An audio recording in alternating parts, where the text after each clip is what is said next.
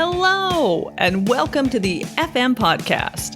I'm Jen Fritz, and I run Fritz Media, a music publicity and digital marketing firm located in Vancouver, Canada. And this is episode number 49 of the podcast. So the topic of this week's show is the role of music lawyers. And joining me on the show is musician and entertainment lawyer, Kurt Dahl. Now, Kurt and I had a great talk about what exactly it is that a music lawyer does, when is the best time to hire a music lawyer, and how being a musician shapes his work as a lawyer. In case you didn't know, Kurt is in the rock band, One Bad Son. We had a really great chat, and I hope you enjoy it. Here's my conversation with Kurt Dahl.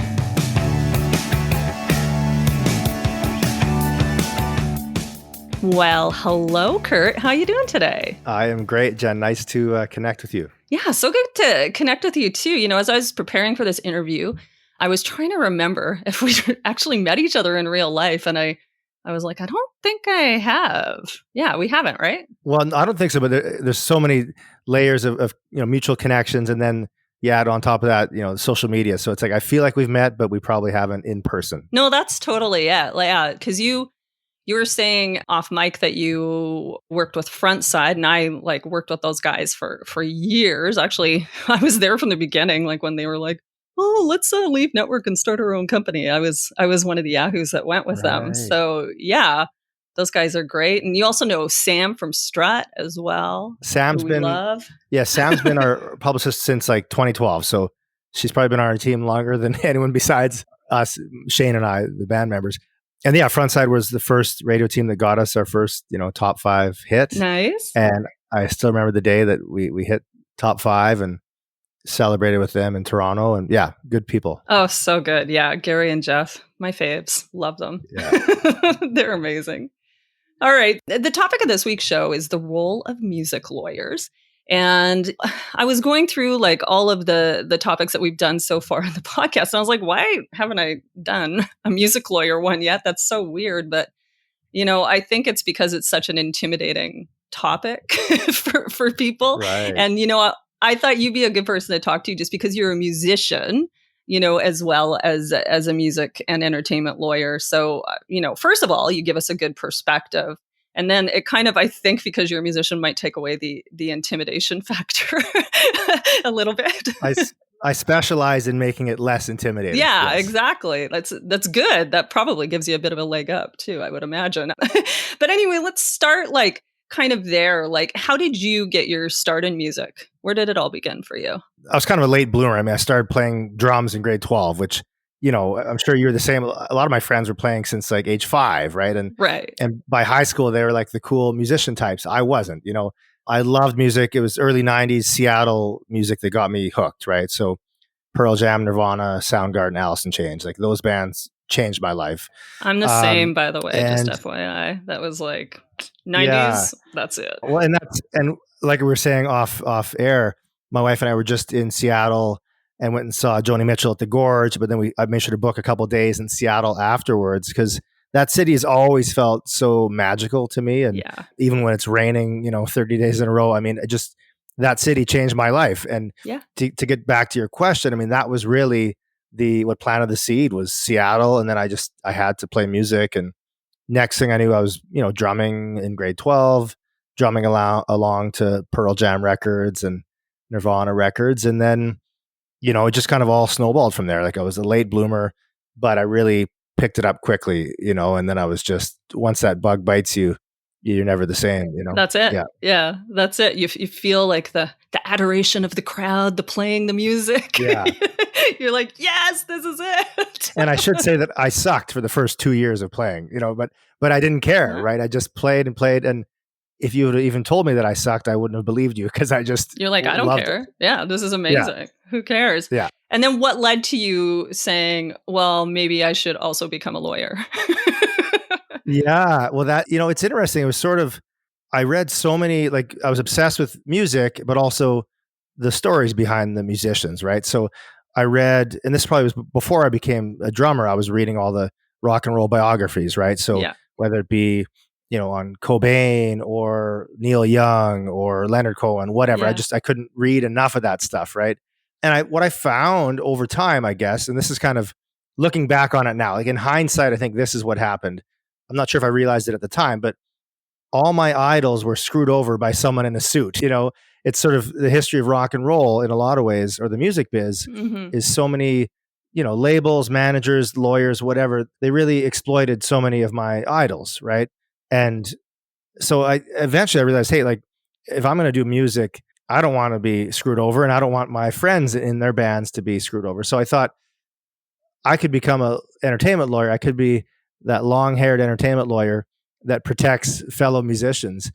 But that was just a lofty dream, maybe when I was like mid-20s. But then I wrote the LSAT, which is the test to get into law school, just kind of on a whim, and I didn't study for it.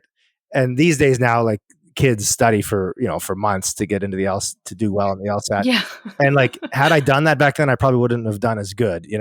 I just sort of did it on a weekend in between, like I was cutting grass for the city and serving tables at a restaurant at night. And I just went in some Saturday, wrote the LSAT, did not think much would come of it, and then got my mark back, and it was like quite good. So I was like, maybe I should try this, So I went to law school, and I loved the study of law. Like the study of law, I think is fascinating, understanding why we have certain rights and responsibilities, understanding why we don't have certain rights and defending those rights. Like I've always been a bit of a rebel in that way, in terms of like, I don't want the man to tell me what I can and can't do. So I love the study of law. And then, around that time is when the band really started to happen. And I'm talking about One Bad Son. So it was sort of, I was in law school, started One Bad Son, and then the two things just really played off each other, and it all sort of came together. Oh, that's incredible. To get things rolling, start with the basics. And it's probably a question you've been asked 1,000 times, but I'm going to ask it anyway. What exactly does a music lawyer do? Yeah, no, it's a great question. And I always am, happy to answer it, because a lot of people don't know. Even if you're in the music biz, people don't know, right? Or if you're an up-and-coming musician who hasn't had an entertainment lawyer yet, you don't know. But all the big artists all know all too well what an entertainment lawyer does, right? Like, once you get to a certain point, you realize how important a music lawyer, entertainment lawyer is. But essentially, I mean, I consider myself to be one of a musician's core team members, right? So if you're at a certain level in your career, you've got a core team surrounding you, and that consists of a manager, a booking agent, record label, publicist, and entertainment lawyer. And for my bigger clients, like for my household name clients, I'm involved on a weekly basis in making decisions and, kind of steering the ship where to go, having discussions with management or the label, et cetera. So, but I guess to go back to your question, what do we do? I mean, a big part of it is the easy part, or the obvious part, I guess, is negotiating contracts, right? Yeah. So you're signing a record deal, a management deal, a film and TV placement deal. There's a publishing deal, all these so many deals. Yeah, like any of these major contracts that you will come across in your career at some point, they're so important, and they have such a huge impact on your financial well-being and your career well-being. They're really important. So you want to have an entertainment lawyer who's an expert, really make sure your interests are protected and you get the best deal possible. Yeah. So that's kind of the first thing, is contracts. That's the obvious one. The second thing I would say is, I really act as an advocate for my clients. And, so it's sort of a more nebulous role in terms of advocating for the rights, connecting them with different people. Some clients come to me and say, hey, I've got a great booking agent. We've got a great live show, but we need a manager. Can you help me with that? Some clients come to me and say, hey, we're doing great things on Spotify, but we've never had a film and TV placement. Can you help with that? And I'll try to connect those dots. So it's sort of more of a, an industry net. I connect the dots. I guess stick up for. You just like a connector, a networker, kind of, right? Yeah, and give advice overall. I mean, some of my bigger clients, I mean, they include me on discussions in terms of like, what should we do next in terms of, what country should we try to focus on next in terms of developing the market, or what single some clients reach out to me and say, what single should I release next? That's not normal, I don't think, for most lawyers, but I think I've got a really unique perspective and a really unique Yeah. relationship with a lot of my clients. So it's an honor when they do ask me those sort of questions. But yeah, so that second sort of role is more all encompassing, but more, I'm a part of the team that really helps, guide my clients' careers. Yeah. So more strategy. I would say, like, as I was like kind of reading up on this, like doing just a little bit of research, I that was something that I found that I hadn't thought about, having a lawyer kind of be part of the overall strategy. And it makes sense, right? Yeah. Totally. And you have such a unique perspective that, yeah, it would totally make sense for you. Yeah. It's, honestly, I've always been so humble and grateful for I feel like I'm really close with my clients, and part of that is I think they trust me. And part of it is I think I work really hard for my clients, and yeah. And it's like, I'm kind of a music industry nerd, like I live and breathe the music biz. And if I can help an artist go from selling 1,000 tickets a show to selling 5,000 tickets, like that changes their lives. And it's an honor that I get to do that on a regular basis, Oh, totally. It really, we're all just lucky to work in the music industry, to be honest. But, some days it doesn't feel like it, but yeah, it's pretty good. 100%. I think that, musicians can be scared to hire a lawyer just because of the cost. Yeah. Like we know most indie musicians don't have a lot of disposable income kicking around. So Right. if you're an indie musician, how do you know when is the right time to, drop the bucks and hire a music lawyer? It's a great question. I always say, if you get a contract put in front of you, like send it to someone. Like, yeah. I don't know what other lawyers do. I mean, I can't speak on their behalf, but I mean, for me, I always say, like, send me the contract. Like, the worst I'm going to do is send back a quote and say, here's what I think it would cost to review and revise and draft a markup, whatever. Right. I'm never going to start charging I'm not going to just send an invoice after someone emails me a question. Like, that's not how it works. That's not how I roll anyways. Yeah. I'll always say, here's what it might cost, right? If you want to do this. And also there's a bunch of red flags here. I would have that changed, right? Yeah. Sometimes if it's really simple, if it's a really simple contract that doesn't require anything from my side, I'll just say, it looks great, no charge. Yeah. So, I mean, if it's a 15-page record deal, I'm probably not going to say that, right? But, no. But I think like the worst thing an artist can do is, for fear of incurring legal costs, just sign a deal that's a bad deal, which there's a lot of bad deals out there. Mm-hmm. I still see them every day. Oh, yeah. So the worst thing to do is sign it. And then when things go bad, then reach out to me and say, how can you help, Kurt? Because I can't do a lot with a signed contract, right? No. There's contracts are not easy to get out of, because if they were, the entire economic system would fall apart, right? Like you can't just sign a record deal and then be like, I changed my mind. No, right? No, it doesn't work that way. Yeah. But people, I mean, sometimes I get that, right? So I would say just reach out, and I'm easy to get a hold of. I think I'm, I almost make myself too easy to get a hold of, but I that's intentional.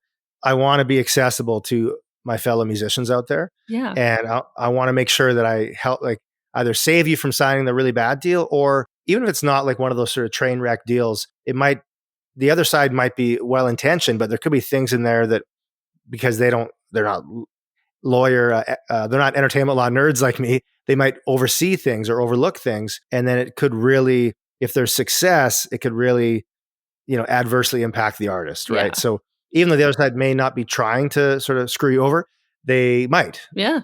I think spending and again, every contract is different. I always, I give a quote on a per contract basis, because every deal is so different. There's not like a set rate for a record deal, but let's say you spend $1,000 to have something reviewed. If it ends up saving or earning you an extra 40, 50 grand a year, which this happens all the time, of course it's worth it. Right. Yeah. It's like you kind of have to look at it that way. Like it's like, well, what's the worst that can happen? Well, I can give you a lot of examples of the worst that can happen, right? Especially in this industry.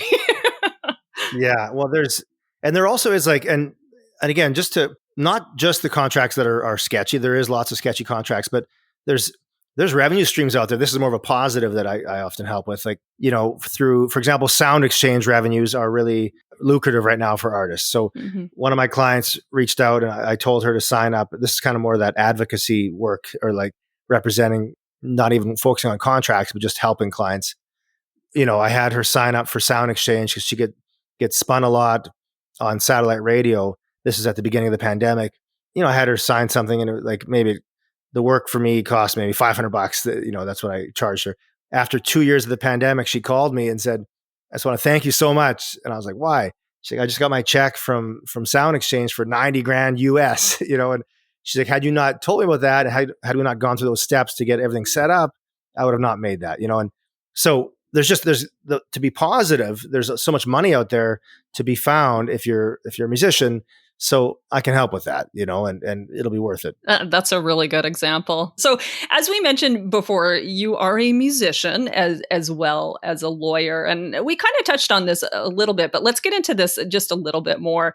How exactly does that shape your work as a music lawyer? Do you sometimes like come at it with an artist's perspective? Like, it sounds like you do. It sounds like, you really want to help the artist. Yeah, it's interesting. I mean, I feel, if I'm negotiating a major record deal for with a US major label, which I just did like earlier this week, I mean, I definitely have the lawyer hat on but I guess what I bring to the table, which maybe others don't, is that experience from being in the shoes of the musician. So adding clauses in there that could really benefit them as a touring musician, for example, like putting in, tour support guarantees or, right. Those sort of, or like a fund that they could draw from if they ever need mental health, have to invest in mental health services, et cetera. Just adding those kind of things, and I guess part of me thinks that's just because I've lawyered so long, but you're right, Jen. I think part of it is I've learned from, spending 19 years in a tour van that there's certain things that musicians need. Right. And I think you're right. It does. I guess I can't separate the musician from the lawyer sometimes. Right. No, exactly. Cause you're like, what it's like to sit in that tour van. So I know it too well. Yeah. Well, and that's actually the funny quick side story. Like that was kind of, so I mentioned how I went in law schools and One Bad Son was formed, but funny enough, neither the legal career nor the band career took off right away, which of course that's right. Of no course. surprise, right? Yeah. So that was 2004 when both really started. No one really cared about either until about 2012. So it took 8 years of working my butt off in both careers to create, excitement on both. So that's when we got our first hit again with Frontside 2012. And then around that same time is when I started to really sort of hit with my clients or get big clients. And so it was kind of funny to go back to the tour van analogy. We were touring across the country with the band while I was in the back of the van with a laptop negotiating record deals for my clients. So, my band. That's amazing. Yeah. It was like at the time it just felt normal, but looking back now, of course, no one else was doing that. Right. And my bandmates were just sleeping and I was negotiating a pub deal, a record deal, whatever. And I think, that really has shaped kind of who I am, right? Totally. That's so funny. I can just picture you just like taking calls. Yeah. Turn the music down. Well, at least, it was like in 2012. So you had the technology to do it. Like, can you imagine like if it was the 90s trying to do it? And that's what my boss at the time, Bob Deeth. Do you know Bob? Yeah, I know Bob. Yeah. Yeah. Like he's been around forever and he's a politician now. At the time he was very supportive first and foremost. So like that was super appreciative, right? He didn't say you have to be in the office because he knew I would have just quit, right? Yeah, exactly. I had to be on the road, but I also wasn't missing anything like in terms of getting work done. I was, if anything, I was more than on top of it. But he said, "I'm so proud and happy for you that you can do this." Because in the 90s, because he was in Rhymes with Orange, and he's like, we couldn't have, like, I had to like go to I had to send faxes and there was no laptops really, and there was no internet really. No. So he's like, I could not have done it. No. So I ended up leaving the band, and you can do both. So go do both, which was pretty cool of him. Oh, that's amazing. Yeah. It's so funny to think about sometimes. Like I'll talk about it with friends. Like, I'm like, if I wanted to hang out with you and I didn't get a hold of you, like what happened? Yeah, exactly. Yeah. Where would you go? Yeah. Like, I don't know, man. Listen, I can't remember anymore. All right. So wrapping things up just a little bit here. Let's talk about your band, One Bad Son. What's going on with the band? Like anything new? Anything you got to share? Yeah, so this is our 19th year. So next year is 20, which is kind of crazy. We just finished recording 4 new songs. I'm so excited about them. I think they're like the best songs we've done in like a decade. Like at this stage in our career, like, so it's Shane and I are the original members, and like we don't plan to go back to touring 10 months of the year like we used to do, right? Like that in the back of the van, doing like grinding it out. Like we did that. We put in the hours, at least 10,000 hours on back roads throughout Canada. We did that. We've got our fan base and grateful for every moment. And I've got 3 young kids and the entertainment law career is crazy busy. So we're not going to go back to like grinding it out. But I love the idea of like the music is still there. Like we agreed last year to like, let's see if there's still magic. Let's see if we can still record stuff that stands alongside the other stuff we've done. And we were blown away that there was magic in spades, which first off, I feel so lucky for, right? Like you never know when that spark's going to just all of a sudden be gone. Right. Yeah. And then you become an artist, that just lives off of your previous hits, which is fine. But you become Trooper, right? I love Trooper, but they've got lots of hits though. Well, yeah, they blow us away for quantity of hits.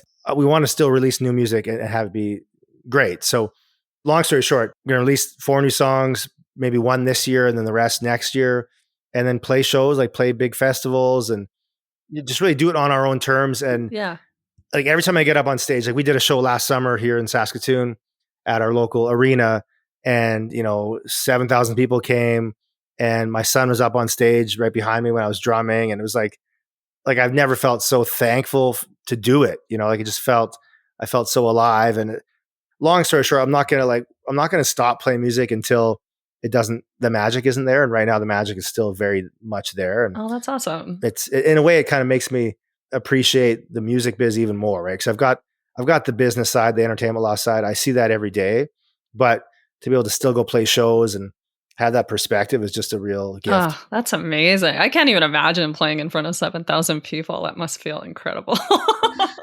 Yeah, honestly, the coolest thing was having my son there, because I felt like I've done that before and loved it.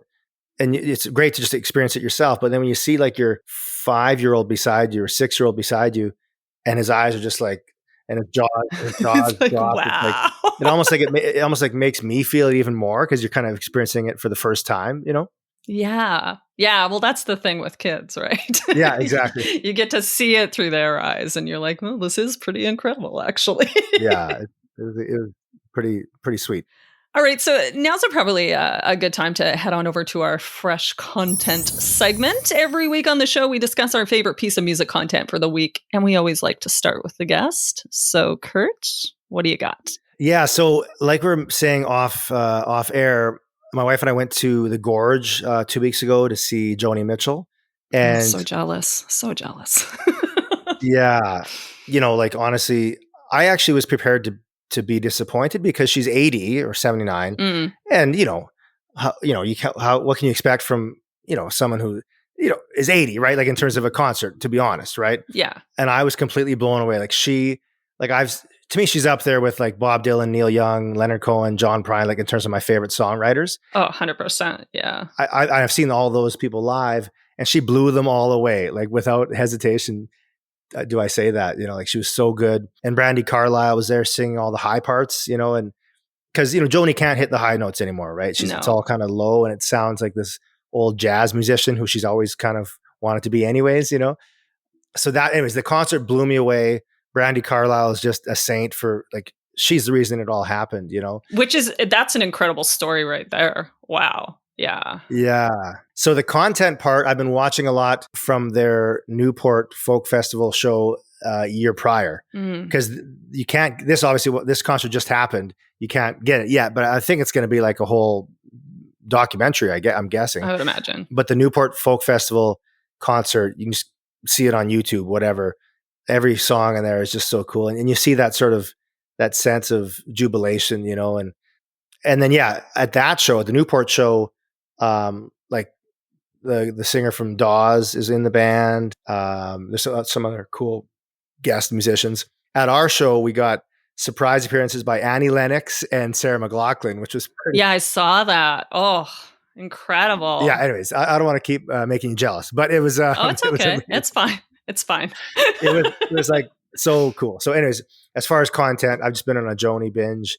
So I would say go check out, the videos of the Newport. Yeah. Okay. All right. Well, we'll link to that in the show notes so people can watch it. And, you should also just listen to Joni Mitchell music as well. I think that's a good one too. And what's your content? Well, as I was saying, as we were just about to start, I was like, oh shit, I don't have anything, but I pulled it together for everyone. So mine is the new Christine and the Queens album. Just put out a new album called Paranoid Angels True Love. It's actually like a double album. It has like so many songs on it, but I've been a Christine and the Queens fan for years. Love them. They're this, sort of a pop band from France. Their music is quite bilingual. And as a Canadian, you can kind of appreciate it a little bit. But are also one of those acts that even if you don't understand French, it's such gorgeous pop music that it's just fun. Anyway, it's just fun pop. So it's super good to listen to. And there's one single on the album in particular called To Be Honest, which I love, but the whole album is really good too. And it just came out on June 9th. See how I pulled it together? Just came out. New album. And I'm not familiar. Like I've heard of them, but I'm not familiar. So that is going to be on my listen schedule tonight. Amazing. Yeah. It's I'll put the link to it in the show notes as well. And the reason I pulled that together is I am currently visiting my best friend in Nanaimo on Vancouver Island, and she kind of uses me as her, what's some new music I should listen to? I'm sure you get that a lot too. So I was telling her all about Christine and the Queens last night. So it was very top of mind for me. So I'm glad that worked out. I like how you pulled it together. You're quite professional too. I like that. I like to keep it professional. I can do this. I love it. All right. Well, thanks so much for joining me today, Kurt. I really do appreciate it. Is there anything else you want to plug before we go? No, I feel like we're just getting started, but I love it. Like, I feel like we could talk about this like 5 different episodes. We probably could, yeah. But I mean, honestly, it's an honor to chat with you, Jen. And, I think like if anyone, this is not so much a plug, but just if anyone has questions about things, right? Like if any of your listeners out there have a question about some sort of legal element of their career or contract or whatever, just hit me up. You just go to lawyerdrummer.com or Instagram, just lawyerdrummer. Same with TikTok, lawyerdrummer. I'm easy to find. But you're everywhere. Yeah, exactly. Yeah. I think that's the big thing is like, don't hesitate to reach out with questions. Like I actually respond to every question that's sent to me. And some people send like pretty complex questions and I'll take the time to reply, because what you realize is that every musician out there has had some sort of issue either in the past or currently where it's like the law is definitely a factor and they don't know the answer and it's kind of overwhelming. So I try to help answer those questions, Oh, well, you're a saint, Kurt. That's so nice of you. Wow. I don't know about saint, but I appreciate that, Jen. Yeah. All right. Well, have a good rest of your day. Thank you. You Bye. as well.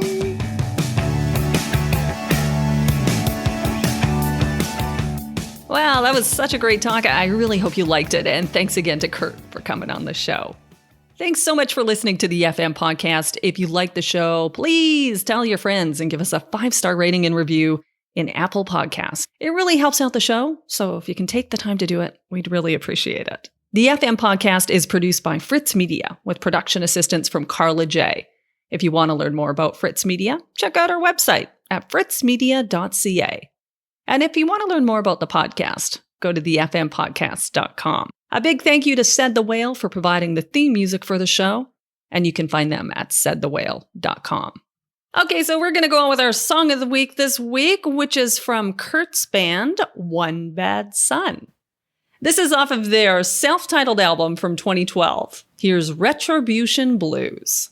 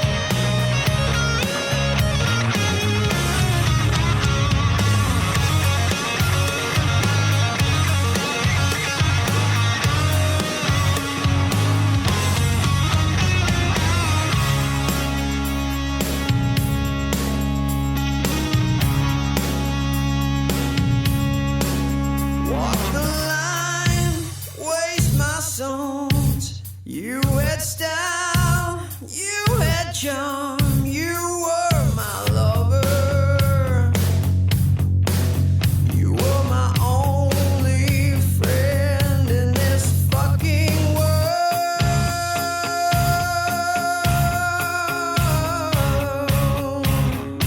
Oh, your lies, damn your eyes.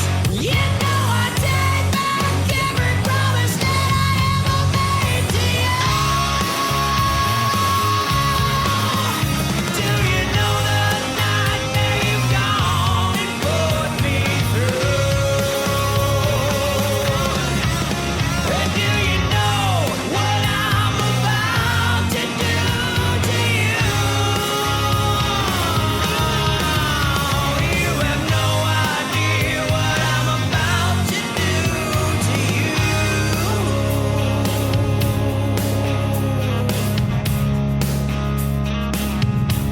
Do to you.